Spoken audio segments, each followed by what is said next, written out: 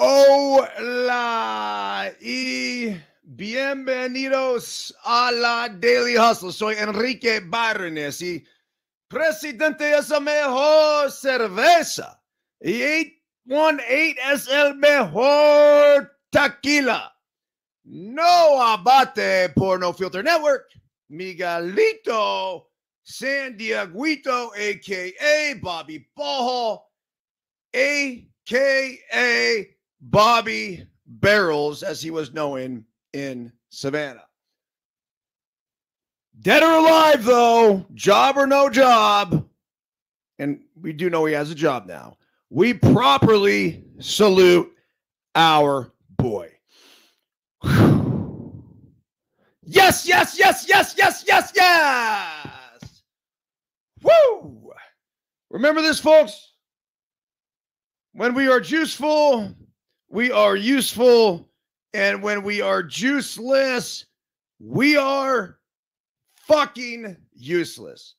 That's right. A very pleasant good morning to each and every one of you on the 20th day of September 2023. We are sponsored by 818 Tequila as well as KTT. That's right. We got the skin prep wipes. We have the Pro Oxygen tape, which basically you put this stuff on and it increases blood flow to the area. It decreases inflammation, promotes recovery.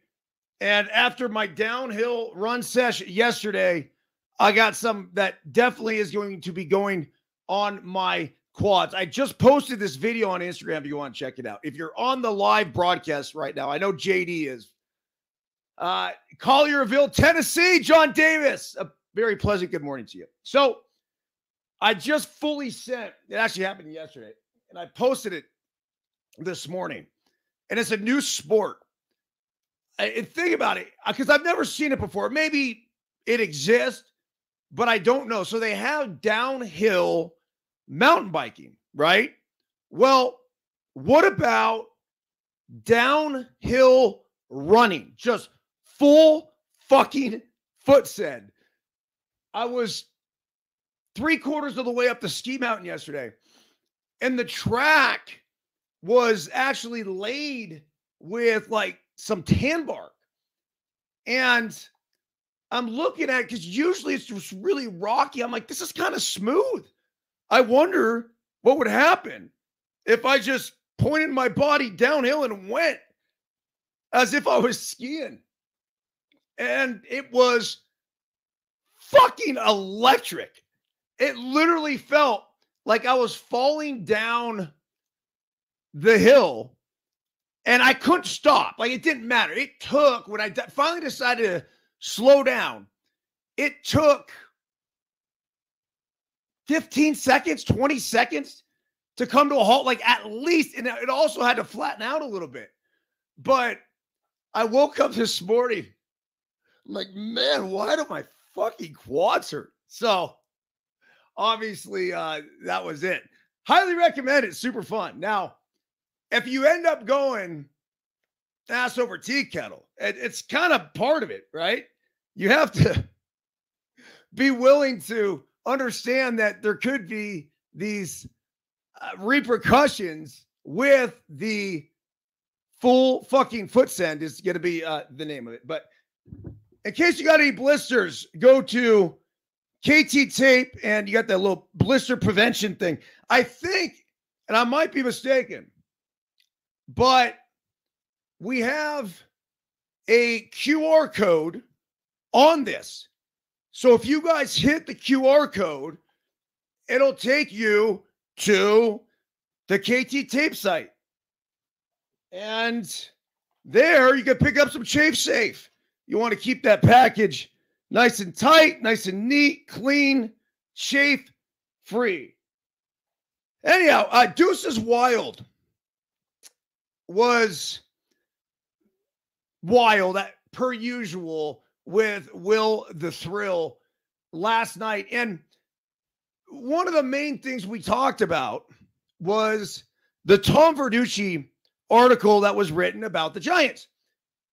And it's interesting because it seems like Will doesn't care for Tom Verducci very much.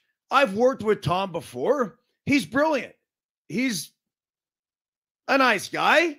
And he is one of the best writers of our generation. I don't think there's any doubt about it. And he makes some really good points. And for somebody who's never played the game of baseball, his ability to, and I should say never play the game because he did play, I believe, in college.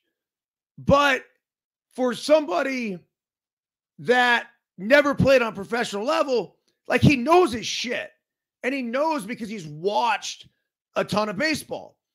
And I've never been the guy who has said, oh, you had to have been there, you had to have played. That's not true. You could be a really good color analyst so long as you know the game. Now, there is a experience that I do believe is necessary in order to put together what you would call the best broadcast. And in order to truly understand the trenches, well, you had to have fucking fought in them. So I'm not going to sit here and pretend like I know about something that I never did at the professional level. Like football, I love football. I could come on here and talk till I'm blue in the face about football. And of course I have all the answers and fantasy and gambling and everything else. But there's a certain something that I would never understand that, say, my buddy Zach Walls would. Zach actually was Pat Tillman's roommate, played 6 years with the Arizona Cardinals. There's just something different with it. And that has always been the knock on Verducci, where if he's in a booth, he didn't play. Well, look, let's get beyond that, because the guy makes some, really good points. His breakdowns, almost every one of them I've seen, are on point, so to speak. And even with the mechanics of things, he does a really good job. This article ruffled some feathers within, I imagine, the Giants organization. But if you read it, it's fucking true. All the shit that he's talking about. And essentially, he's calling the Giants the most boring postseason contenders. Okay, well, why? It's pretty simple. The starting pitchers throw less than anybody else in the game of baseball, and like significantly less than anybody else. The offense is one of the very slowest in Major League Baseball. They have no stars because they platoon everybody. They've had 13 different number 3 hitters. And so I'm on last night with one of the most prolific 3 hitters of all time for the San Francisco Giants. I got to imagine he probably was the most prolific 3 hitter of all time. And we just knew that 160 games a year, you were going to ink Will Clark's name into the lineup. And yet, in a series in Colorado, the Giants had 4 different number 3 hitters in 4 different games. What the fuck? And I'm sorry about the language. I've been told, we got to try to clean it up a little bit. We have too many partners. We're going out to I will make a conscious effort. That said, No Filter Network is No Filter Network. So when the F-bombs come flying, sometimes I just get too passionate to be able to stop myself. So the question becomes with all of this and the boring Giants team. And Will said it best. He's like, look, dude, it's about winning. And if they're winning this way, I don't think anybody gives a shit. I actually like the concept and idea of it's anybody, anytime. But what are the deficiencies of this Giants team? I think it's pretty simple. It's defense. They're dog shit. They have the worst fielding percentage in all of baseball. And then last night, in what was arguably the biggest game of the year, they fucking gave it to them. They absolutely handed the Diamondbacks a win. They jumped out ahead early on the D-backs, 2-0 in the first inning with the Lamont Wade Jr. triple and a Jock Peterson home run. But after that, the wheels fell off. And they had one of their dudes on the mound in Alex Cobb. Well, it unraveled in a hurry. And the big play was not the double-double steal that turned into a fucking circus act. It was Perdomo, the light-hitting middle infielder for the Arizona Diamondbacks, hitting in the 9 spot, coming up, facing Cobb, who's throwing all sinkers and splitters away. And they had Mitch Haniger playing like straight up in left field. Straight up is the bags. Dude should have been over towards the line. Yet, they have these numbers and statistics that say this is where Perdomo hits the fucking ball. And they decided that that was going to be the case. Well, you have to realize when you have a dude that is throwing everything that is sinking away from the left-handed hitter, a little guy like that is just going to flare shit the other way. So the ball goes up in the air. It was in the air for a long time. I thought maybe Haniger could have caught the ball, maybe not. Yeah. It was in the air for a long, long time. Doesn't catch the ball falls. Right after that, Corbin Carroll comes up, turns it over the top of the lineup, whack, double down the line. Ketel Marte gets on. They pull the double steal, 2 more runs scored, and essentially the game is over. And right after that, they showed Haniger on the field, and he's got that laminated card in his hand. And I just got to believe that when you have somebody telling you what to do at all times, and you have 16 coaches, 16, it's overwhelming. It's information overload. It is paralysis by analysis. It doesn't work in the game of baseball. Some of the best hitters that I've ever seen in my entire life are also some of the stupidest. There is direct correlation between having the ability to blank everything out and see ball, hit ball. There is huge benefits for those in the field who are able to read swings and move over a couple feet here or a couple feet there. So overall, I guess entire message with this thing is that I think the Giants are done. They had a decent run. I don't know if you want to call it a successful year or not, but if you're thinking, where do they need to improve upon going forward? It would be nice to see a couple guys that are actually fucking regulars. And with that, there's a direct correlation to defense, because when you're mixing and matching and everybody's a utility player, it becomes difficult. Now, you want utility players for sure, You want at least one, maybe two, maybe three. We want guys that can play everywhere. But when you're not playing the same position over and over and over, it's difficult. And it obviously has taken a gigantic toll on the Giants. So it's just a matter of, look, are they playing the game? Yes, they are. And even the idea and concept of the bullpenning and the opener, the Dodgers are messing around with it right now. And they're trying to figure out how we're going to get through the postseason.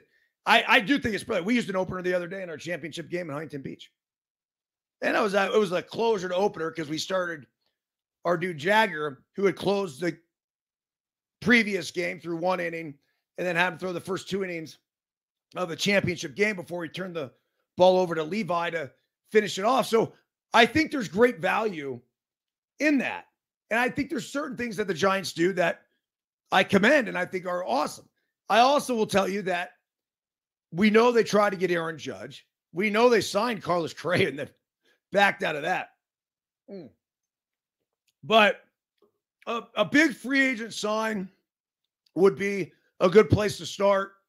Another starting pitcher that can go beyond 5 fucking innings, I think, would also be another decent place to go. All right. Daily Hustle quote of the day. To begin. William Wordsworth. Think about that. To begin. Translation. Just fucking start. It is the start that stops us, and it brings up Brian Kane, mental performance coach. Good dude. I miss Kaner. He did a lot of stuff early on with No Filter Network. We got to get his ass back on here. But it's his 45th birthday today. So happy birthday to Brian Kane. And he was really big on it's the start that stops us. And he's right. And it goes into us, as we talk about each and every single morning here on the Daily Hustle.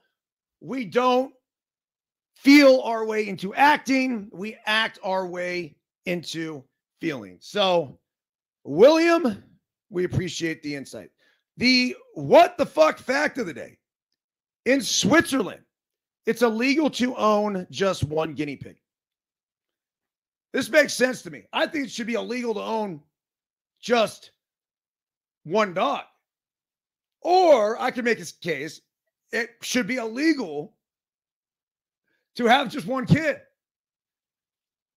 People need social interactions, relationships. Like, that's life. So if you have this poor little guinea pig and he's by himself, no, you got to give him a buddy. Just not 5 like I did. That turns into a complete and total shit show. Joke of the day. Why don't melons get married?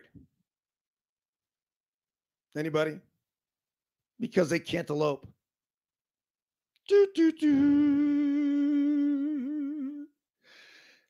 Okay. A 100-year-old doctor.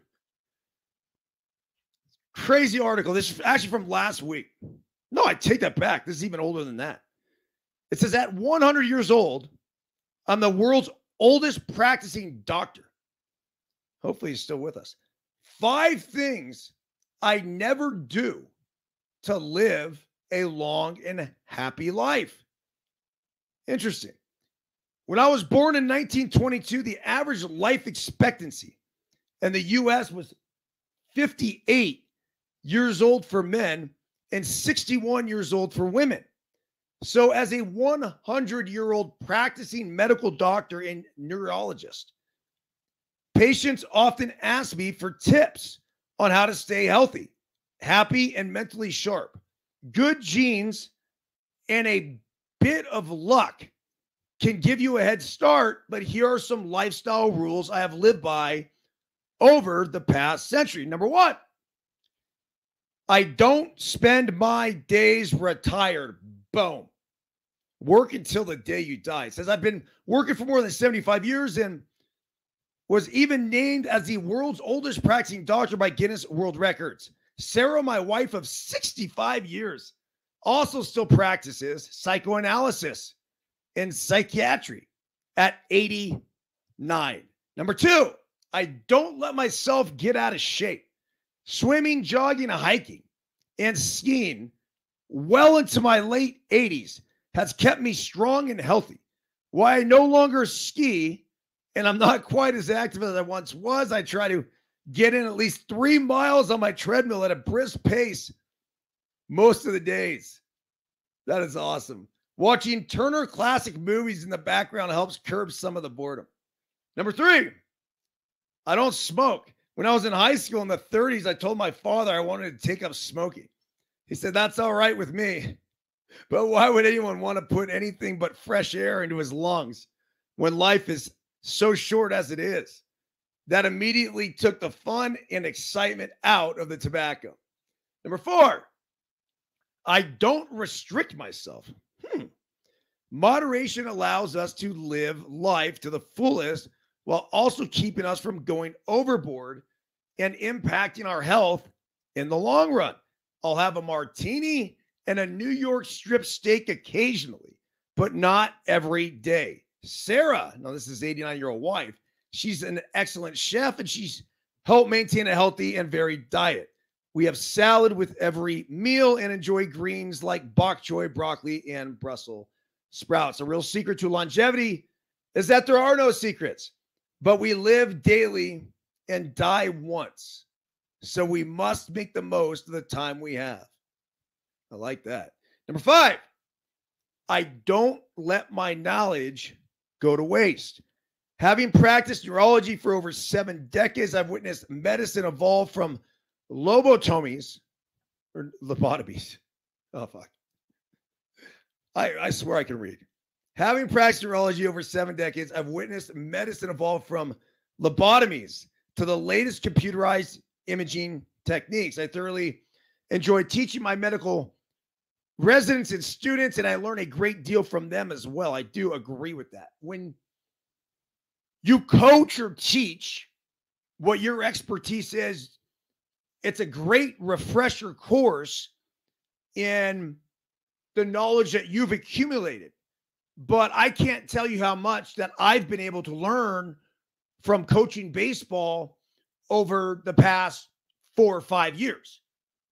It's opened my eyes to, call it new techniques, new strategies, but you have to immerse yourself in it and be willing and open to learn and understand that you don't have all the answers in order to be able to continue to progress.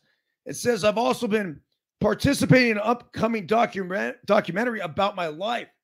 It's been a joy to share stories from my long career with the next generation. So thank you, Dr. Howard Tucker, the world's oldest practicing doctor. All right, MLB scores from yesterday. There were games with plenty of playoff implications on the line. It was Tampa 6-2 over Anaheim. Tampa's chasing Baltimore, who was 9-5 winners in Houston. Tampa's 93-59. Baltimore's 95-56. So that'd be 2.5 games ahead Baltimore is as we come down the home stretch. The Twins 7-0 over Cincinnati. I'm going to come back to this game in a second. Miami 4-3. And this has huge implications for the Giants over the Mets. Miami is one of the teams in front of the Giants, as is Cincinnati. But a big walk-off for Jake Berger. And I don't know if you guys have seen this guy, but it is the perfect name for him.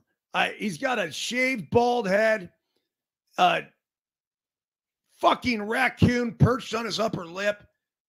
He just looks like a burger. And he's gotten some big hits for the Marlins.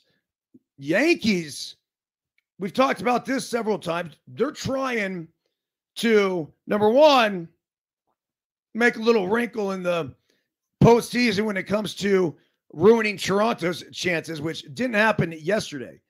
It was Toronto 7, Yankees 1, but the Yankees are trying to continue the streak of, 30-something consecutive winning seasons. It's 7-1 Toronto, like I said, Kikuchi with the win for the Bluebirds. Atlanta 9-3 over Philly. It was Spencer Strider getting the W, 18-5 now, 3.73 ERA. Now, a couple of Cy Young candidates were going at it but they were both pitching last night. The other one was Blake Snell. So Blake Snell went, it was 7 innings through just over 100 pitches. And Bob Melvin pulled him from the game. Okay. Now, I would have to ask this. It seems like the move might have been made because Snell is going to become a free agent at the end of this season. And it was sort of a good gesture way of saying, look, Blake, we got you. We're going to protect you. I know it'd be nice to get the no-hitter, but, bro, you're going into free agency. You're about to make hundreds of millions of dollars. Let's step back here and celebrate the terrific performance that most likely locked up the National League Cy Young Award for you and move on.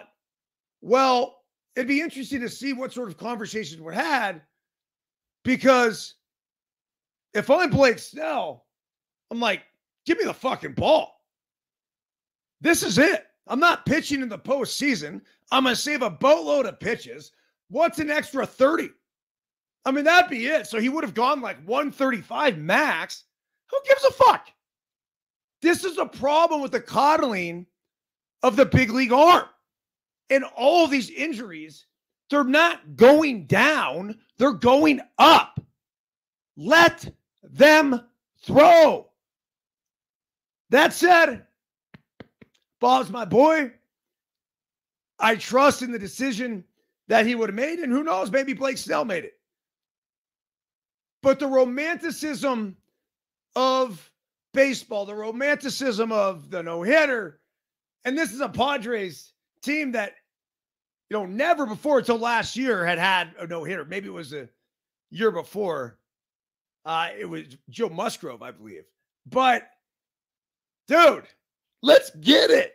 So, anyhow, they win 2-0 over the Rockies in San Diego, but Josh Hader gave up a hit in the 9th, and it just fucking ruined the whole night.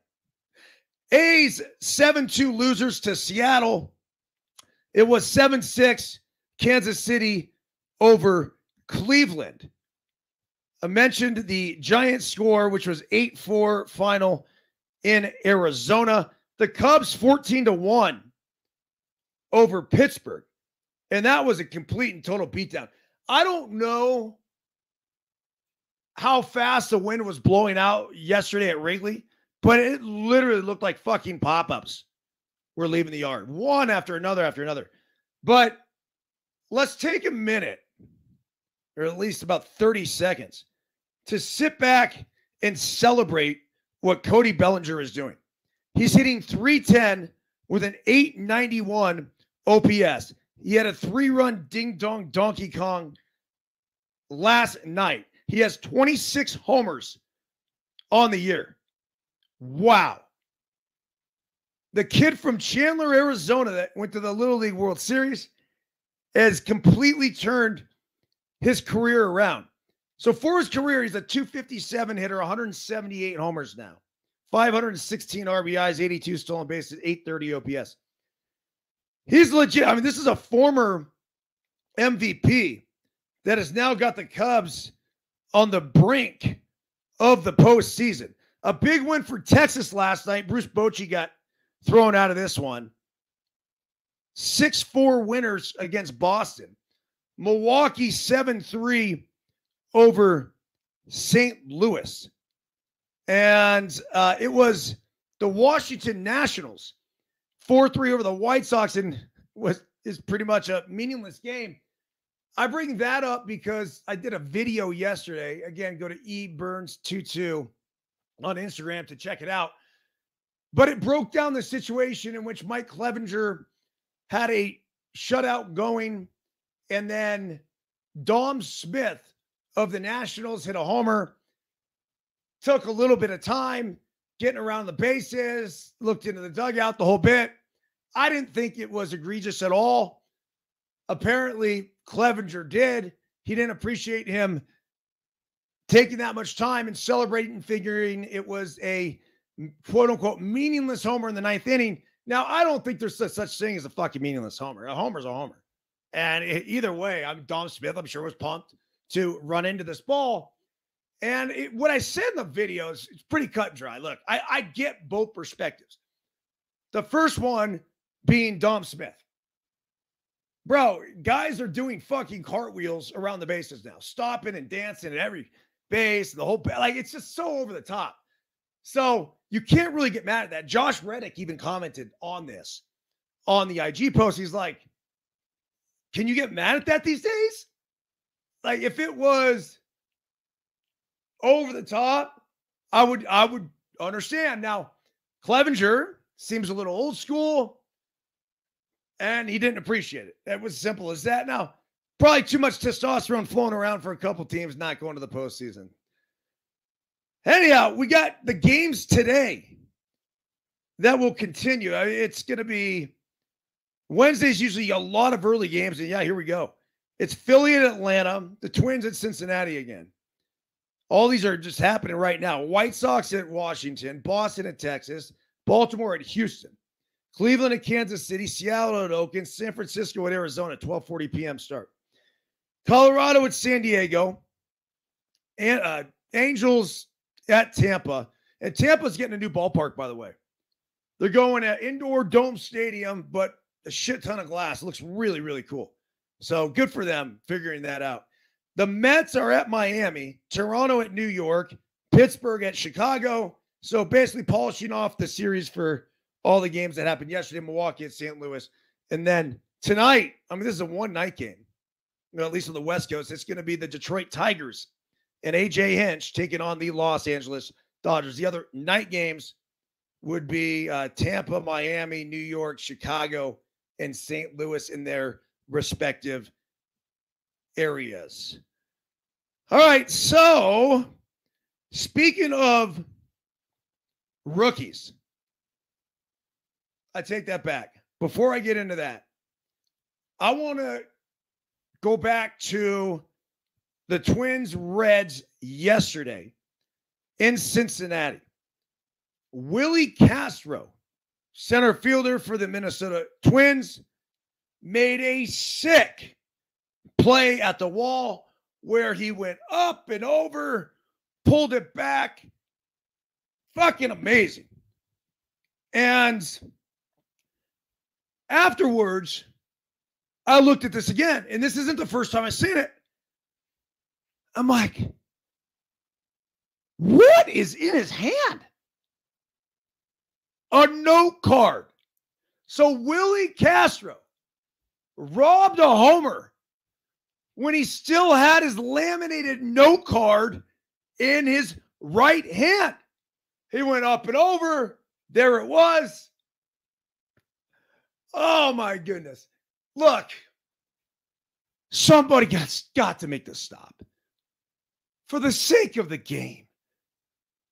If you have 16 fucking coaches, you can have one stand on the edge of the dugout and just this way, back, in, if you want to move them. But I also want to give my outfielders a little bit of liberty within a small space to go ahead and read the swings and have the instinct. They're really lucky that Willie made that play, because the opposite of that was Mitch Haniger, who had the no card and didn't make the play. But I figured that I had to bring it up because of the whole thing that went down with the Giants. Okay, the rookies, Corbin Carroll. If you haven't seen this guy play, he's a savage. He is the best rookie in all of baseball. Now, what does that mean? Look, this is one of the best rookie classes that I've seen in a long time. When you start hearing some of the names that are towards the bottom of this top 10 list, you're going to understand. But Corbin Carroll, who's 5'0", weighs 100, dude, him and Alex Thomas, the other guy for the D-backs, they remind me of the Fighting Hydrants. It's like, man, is this Marvin Bernard and FP Santangelo all over again?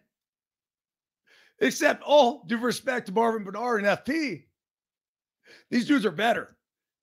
And they're literally, I don't say single-handedly, but Corbin Carroll, he's at the forefront of getting the Diamondbacks into the postseason. It's exciting shit. The play that he made yesterday, where he stole third, and then the ball got away, and then he came racing home, and the third base coach for the D-backs was actually holding him. Goes right through it. They just keep putting the pressure on. And that's what is going to propel this team into the postseason. And if they have any chance of competing in the postseason, that's what's going to have to happen. So here are your top 10 rookies. Should we go 10 down to 1? These are the power rankings. Yeah, let's fucking do it. All right. Number 10, James Outman. Bay Area kid, San Carlos. The fact that he's at number 10, it's a joke. This dude's having a fantastic year. 354 on base percentage, 21 homers, 15 steals, and 17 tries. How he's sitting at 10 is beyond me. But when you go to the guy at number 9, it makes sense a little bit. Ellie De La Cruz. Yes, De La Cruz has slumped significantly in the second half, but periodically he still shows flashes of what he can do. He's also moved over to shortstop to cover for the injured McLean, and he certainly deserves some credit for that. De La Cruz is not a finished product. No, he's not. But he's exciting nonetheless. I mean, if you just went by numbers, I think you'd have to put Outman in that category. You know, Outman's nickname when he was a kid was Byrnesy. That's not a joke. And he would actually, and I got to go back and get this video. I have the video. I was just planning on posting it and trying to figure out the angle with it. But he was on this pregame show, and he had these rapid fire questions. And they asked him who his favorite players to watch were growing up in any sport. And he said Barry Bonds, because every time he came up, you just thought he was going to hit a homer. And then he said Eric Byrnes. And the reaction by Sierra Santos was like, huh? Eric Byrnes? Like, seriously? And she goes, well, that's a first.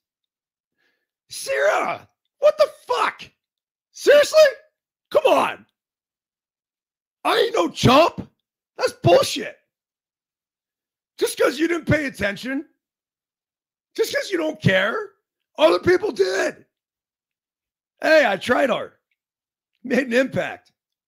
Royce Lewis is number 8. It says, well, Lewis has played. He actually just got hurt, by the way. Like, I don't know, a twinged hamstring or quad or something.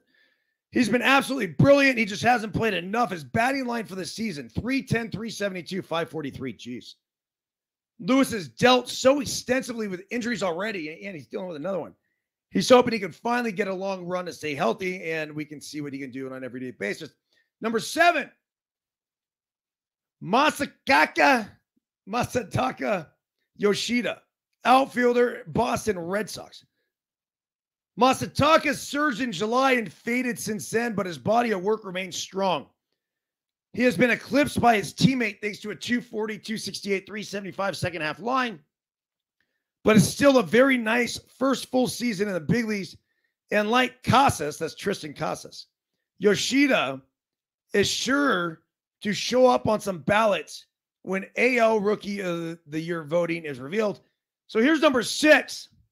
Also the Boston Red Sox, Tristan Casas. This dude's got some serious thump. Casas is yet another name on the injured list at the end of an excellent season. It's about the only blemish on him. However, as Casas offered the kind of power and on-base ability that the Red Sox had long hoped for, he doesn't provide quite the defense or all-around game of someone like a Gunnar Henderson, but purely for offensive production, he's been as good as anyone in the American League, okay? Number 5, Tanner Bybee. At this point, Bybee's hot streak is more like a hot half season. He has not allowed more than 3 runs in a start since June. That's incredible. A stretch of 16 consecutive outings. Not innings, outings. During that time is a 2.5 ERA, 96 strikeouts in 93 and 2/3 innings, 31 walks. Unfortunately, he too is on the injured list. I'm just not taking a guy like that. I mean, I get it. I mean, it's nice. But he's injured. And the numbers, although they're impressive, are they better than Outman's? Yeah. Number 4, Matt McClain, UCLA kid. About the only thing McClain is missing is playing time. His 293, 57, 507 line is stellar, and he's been playing a quality shortstop for a surprising Reds team. If he debuted on opening day or had not gone on the injured list 3 weeks ago, he might very well be mounting a serious challenge to Carroll as a National League Rookie of the Year. Yes, I agree with that. Number 3, Kodai Senga, New York Mets. Senga's brilliant stretch run has made the NL rookie conversation a little bit more interesting that might have otherwise not been. Over his last 4 starts, he has 37 strikeouts and a 1.75 ERA, and he's closing in on 200 Ks for the season. Senga still walks a few more hitters than you'd like, but he's been everything the Mets could have wanted, and it's hard to imagine he won't be a finalist for the Rookie of the Year. Number 2, and you got to believe this is going to be your American League Rookie of the Year, Gunnar Henderson. Much like Carroll, Henderson pretty much checks every box you would want for a Rookie of the Year favorite. He's been in the majors all year long, enabling him to rack up some big numbers. His rate stats are also strong, and he's played strong defense at a key position. All for a team that is in the postseason hunt. There's just about nothing else you could ask from him. And then the numero uno rookie that we saw on full display last night, helping the D-backs down the Gigantes, Corbin Carroll. Carroll's power has waned a bit in the second half of the season, but his overall numbers are indisputable. He's been an all-around contributor with the bat, steals bases, gets it in the outfield. He's no longer a fringe MVP candidate. So, he's a candidate, like legit. I don't know if it's enough to be a serious MVP contender. It's not, because of Ronald Acuna and Freddie Freeman, Matt Olson, I'm missing one of the big 4 there. But yeah, Corbin Carroll's name definitely needs to be in the conversation. So there is your number 1 rookie. All right, let's hit a little weather, just because it's been a while. We got to be out. I think we're down to 2 minutes before the alarm goes off, and it means we are done here. I'd like to thank our partners at Caffeine TV and Believe Podcast Network, as well as the 15 other platforms that we're firing out on. if you want to come catch us live, if you want your own personalized weather report, we are here for you. Go ahead and come to nofilter.net. Typically, we'll go live in that 8 to 9 hour. And you guys can fire away in the chat.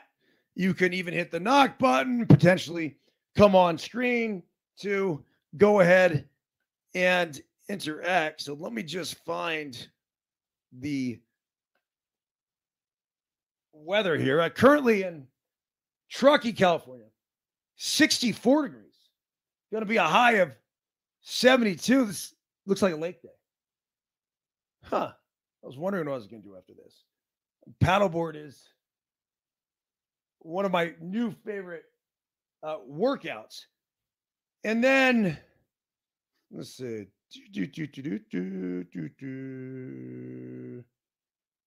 Let me see here. 16. This is when my ADD completely takes over as I bring multiple devices into the equation. All right, like I mentioned in Truckee, it's going to be a high of about 70 today. Lucas, Texas, Pop Art. Holy shit, man. You guys got thunderstorms and lightning. 83 degrees out there in the Lucas, Dallas, Grayford, Texas area. By the way, Kurt Sarlos and TCU baseball team heading out to Rockerbeat Ranch. I thought that was really, really cool.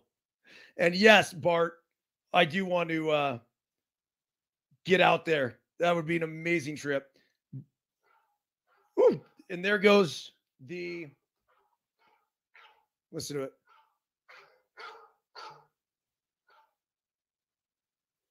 It's almost scary, but since we started the weather, we're going to finish the weather. Why? Oh, there we go. RJ, Boise, Idaho. Good morning to you, dude.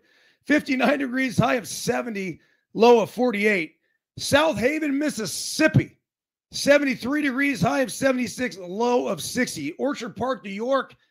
The Busey brothers, Pat, home of the Buffalo Bills, 65 degrees, high of 68, low of 48. Germantown, Tennessee.